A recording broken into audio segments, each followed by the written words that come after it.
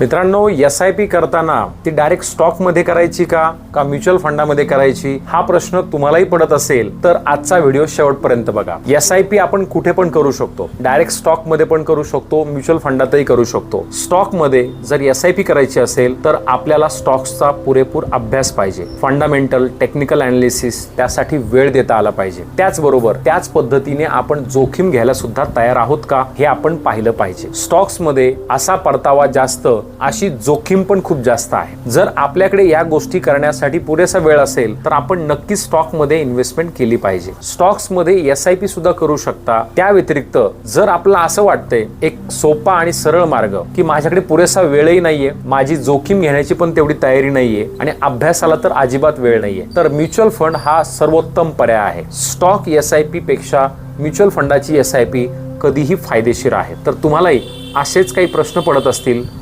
किंवा तुम्हालाही तुमची इन्व्हेस्टमेंट जर्नी सुरू करायची असेल तर खाली दिलेल्या नंबरला नक्की संपर्क करा. Have abundant life. धन्यवाद. थँक्यू.